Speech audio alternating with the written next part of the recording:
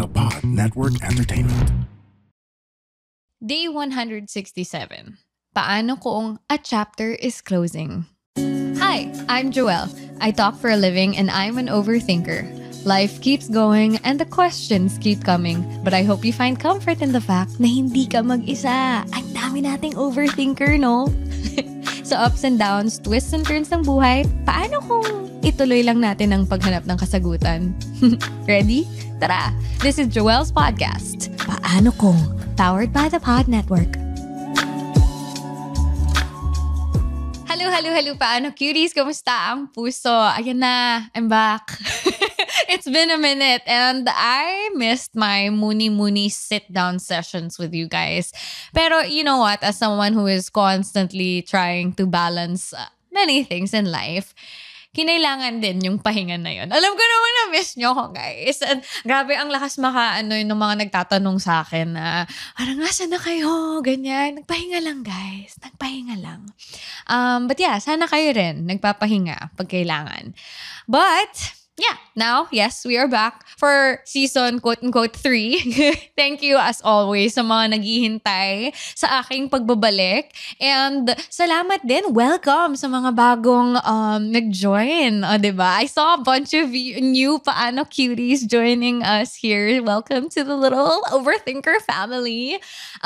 Yeah, a lot of things will be changing this year. One thing na I'm sure napansin nyo is, if you're watching the setup here, we've got a different setup now. Nakikigamit muna tayo ng ibang studio ngayon kasi basta marami pang paparating. I was hoping that we would be able to have a new setup na permanent, but you know, life happens, so we just roll with it.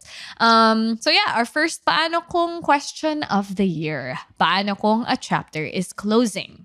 I thought this would be the perfect title because aside from my entire year last year, in the last few weeks of this break that I've had, I've been faced with so many chapters closing.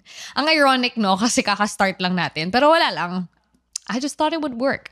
But yeah, not just my own chapters closing, but the people around me. I've got a lot of friends that got engaged, friends moving away. My brother got married. So there are also marriage and relationships that ended as well. Important spaces closed, and it made me think back on all the chapters in my life that have closed. The constant thing in life naman kasi is change, right? So we really will be going through many chapters, opening and closing. So yeah, isipin nyo yung mga personal chapters, no? Pwede yung mga nabanggit ko kanina. A breakup, someone close to you passing away or just leaving, graduating, starting a new job, completely changing a career direction, or moving to a new country. You know, the list just goes on and on and on. Ang daming mga bagay na pwedeng magbago. And I used to be the type of person na sobrang lungkot when chapters would end. I would be super anxious, super resistant to change. But I saw a couple of TikToks kung saan naro-romanticize na lately yung mga new seasons of life. Parang, I like how they put it as, imagine you're starting a new TV series. It's like, there's new characters, may new setting, may old characters coming back, may mga bagong plot lines, a new look, ganyan. And I think that's really cool that we have that as a way to cope, I guess, especially for people who get anxious about chapters ending. But of course, everyone deals with it differently. So that's what we'll be talking about. Mga paalala siguro na pwede nyong i-keep in mind para sa mga overthinker na kinakabahan, na gustong magstay lang sa isang lugar. Pati na rin sa mga go lang ng go, flip ng mga pages that could maybe, you know, that maybe need to enter new chapters with a little more intention. So, paano kung a chapter is closing and hindi ako ready? These are for those resistant to change, who cling on to experiences, to specific parts of their life, to people, super hard. Yung mga hirap makausad, hirap makalabas sa mga nakasanayan nila. Tara, virtual hug. I get it. I was once very much that. Hindi ko sinasabing perfect na ako at di ko na-issue to. May mga moments pa rin na nilalamon ako ng kaba pag alam kong matatapos ang mga mahahalagang chapters sa buhay. Tapos, haharap na ulit ako sa uncertainty ng bagong chapters. So in some ways, I get it. Don't beat yourself up kung ganito kang klaseng tao. I mean, hey, you know what? Humans are naturally creatures of habit. So there are more of us than you would expect. I hope you find comfort in the fact na hindi ka nag-iisa. But then again, the inescapable truth here is chapters do close. Minsan tayo yung nagko-close ng kusa. Minsan wala tayong choice. Minsan biglaan. Minsan alam nating patapos na at di pa tayo ready. So pinapatigil natin or dinidelay natin. But there's no stopping it. So anong pwedeng gawin? Here are things you can do. 1, allow yourself time to grieve the old chapter. Honor these feelings. Kung ano man yun, shit, ang lungkot na hindi ko na mababalikan itong restaurant na to kung saan ang dami kong nakilalang mga kaibigan. Or, nakakainis na hindi ko nagawa ng maayos yung gusto kong gawin when I had the time. Or, I can't believe this relationship is over. That person is gone. How could they leave me like this? Why didn't it work out? Ano ba yung mga bagay na namimiss mo about the person or this time in your life? Ano yung mga gusto mong kalimutan?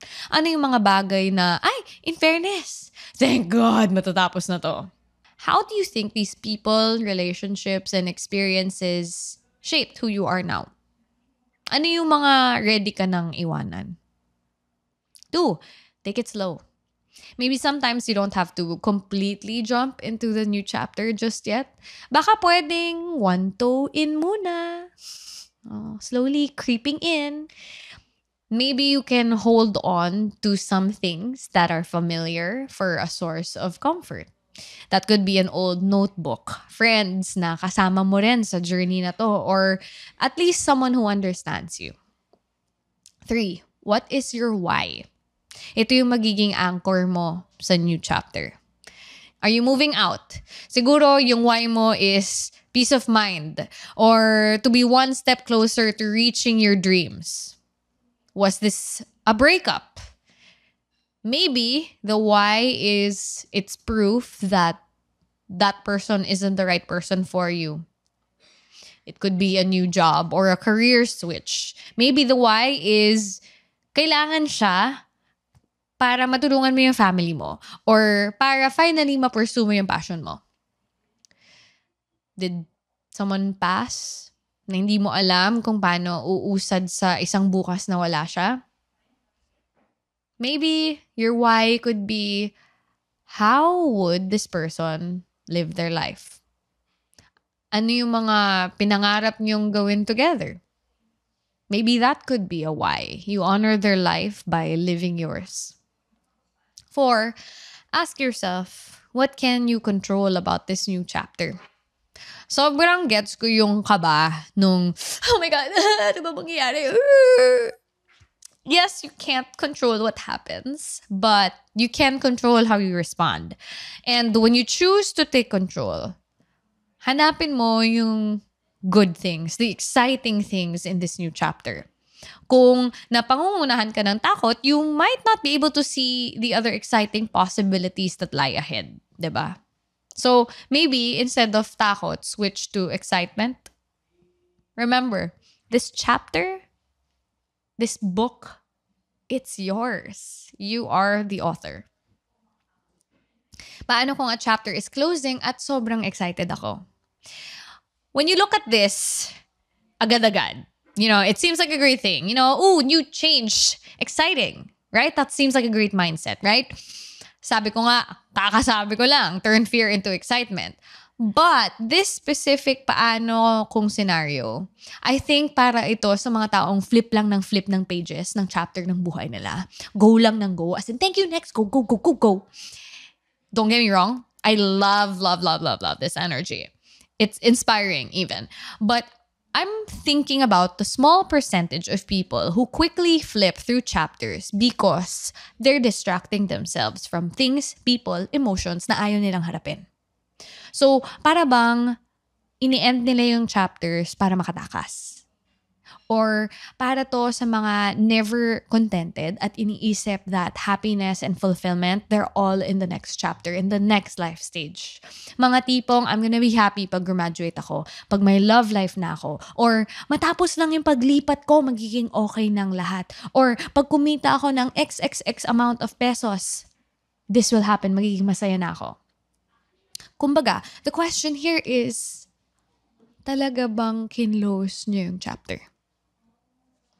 Kinain niyo yun. Di ko alam. Matamaan ang kung sinong kailangan matamaan. I just wanted to use this moment as a reminder that the only time you will always ever have is right now. It's wonderful to have excitement over what's to come, but remember that you won't be able to truly move forward with life unless you actually close these chapters. So if there's something in your life na feeling mo, iniwan mo lang nang hindi mo pinoproseso or hindi mo pa hinaharap, maybe now's the time to do that. So that you can finally and truly move forward. And truly, to the core, deeply enjoy the new chapter with intention and freedom. Paano kung a chapter is closing? You could be feeling one of these last scenarios that I mentioned, or a mix of both. You can be grieving while being happy that it ended. Whatever it may be, valid naman yan. Promise, valid yan. May mga chapters na hindi pa tayo ready i-close. Meron ding mga, shit, finally, ready na ako mag-move forward. Pwede rin yun. But however you feel about particular chapters in your life, what rings true for everyone is the fact that there will always be chapters closed and opened. So here are some final reminders. By turning the pages, yes, we may have to let go of people, experiences, great memories. But by doing this, dahil nililet go natin yung mga tao, experiences, and things, we get to make room for new things to come into our life. Things that can maybe break us open, break us apart, but things that are also just as beautiful. Imagine yung mga tao na hindi mo pa nakikilala, na mamahalin ka ng sobra-sobra, na mamahalin ka rin. How wonderful na ang dami pang mga experiences na paparating that will make us learn more about ourselves. Sometimes nangyayari mga to either by choice or because life. However we react to it, I think overall, it's a great reminder that, yay, we are living life. Yay, we are allowed space to grow, to change direction, to rebrand ourselves, to correct our mistakes. How amazing. Ang empowering lang isipin nun. But yeah, hanggang dito na muna tayo. And with that, we begin this new chapter. Alam kong sobrang random ng mga season break ko. Mga tipong walang set number each season. Tapos, hindi nyo pa alam kung kailan ako bumabalik. But well, you know, the podcast mirrors life. Biglang mawawala, biglang may darating, biglang magbe-break, biglang babalik. But yeah, here are some things that you can look forward to in this new chapter. Definitely more live recordings and hangouts para naman makilala ko kayo, guys. Magti 3 years na tayo dito nagkakwentuhan. Magti 3 years na akong chumichika sa inyo at minsan nagbabasa ng mga messages nyo. Pero I would love to see more of you guys. Tagal-tagal ng relationship na to. Hindi pa kita nakikita.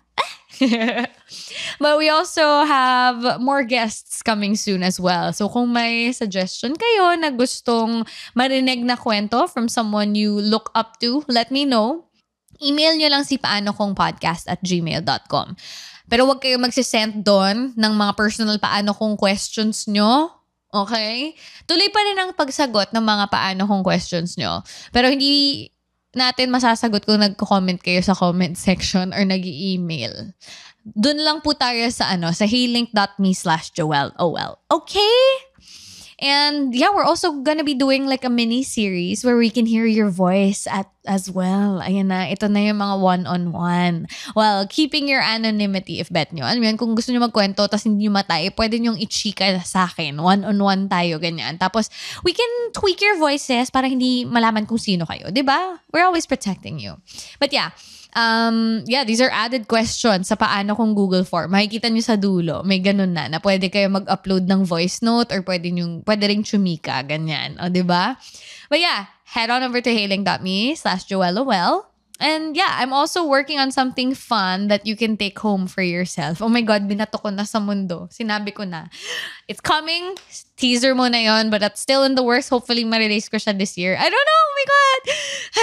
Different ways of expressing and answering and asking the paano kong questions. But yeah, tuloy pa rin ang pagsagot ng mga paano kong questions niyo. If you're new here, hit the follow button, the notification bell na rin para nakikita nyo pag may bagong episode. I'm also at Joelle Owell everywhere, JoelleOhwell. We have the Paano Kong Telegram group as well as my broadcast channel on Instagram. But yeah, this is where we end for now. Kwentuhan ulit tayo soon. Always remember, may kasama ka lagi sa paghanap ng mga sagot sa mga paano kong sa buhay. You are valid, you are growing, and in growth, we turn new pages and end chapters. Keep turning with intention because you deserve the kind of life and the kind of love you want.